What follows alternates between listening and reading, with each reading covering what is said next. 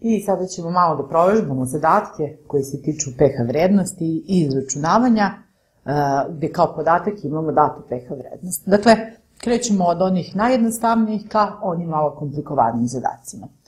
Prvi zadatak koji sam izdvojila za danas jeste da se izdvoji, znači pod A, B, C, D i E, date su vrednosti pH vrednosti i da se izdvoji koja vrednosti od ovih datih najkiselija, odnosno koji rastvor koji ima ove vrednosti je najkiseliji.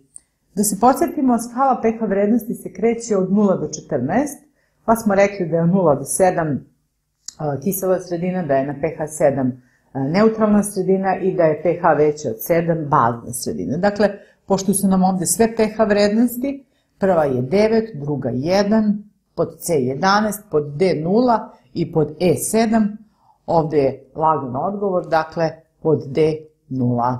Znači, najkiseliji rastvor ima pH vrednost 0. Drugi zadatak kaže koje od datih vrednosti odgovaraju baznim rastvorima. Dakle, da bismo mi sve ovo uporedili što nam je ovde dato od 1 do 6, sve ćemo pretvoriti u pH vrednosti, a onda odrediti koji rastvor je najbazniji. Pod 1 imamo da nam je H plus 10 na minus četvrti. Mi smo rekli da je negativni logaretam od 10 na minus četvrti 4. Dakle, pod 1 pH je jednako 4.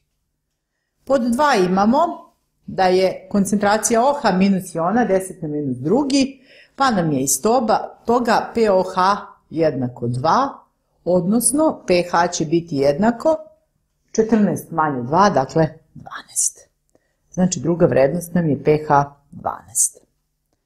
Pod 3 imamo datu pH vrednost, dakle pH je jednako 2. Pod 4 nam je pH jednako 13.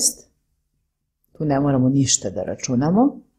Pod 5 nam je koncentracija OH minus iona 10 na minus 9. Dakle, P od OH nam je 9, odnosno pH nam je jednako 14 manje 9, dakle 5.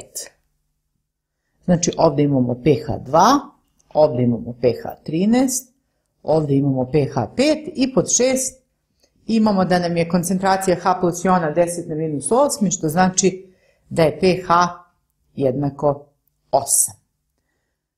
Sada ćemo da izdvojimo šta je ovde tačno. Dakle, koje od datih vrednosti odgovaraju baznim rastvorima? Šta su sve ovde bazni rastvori?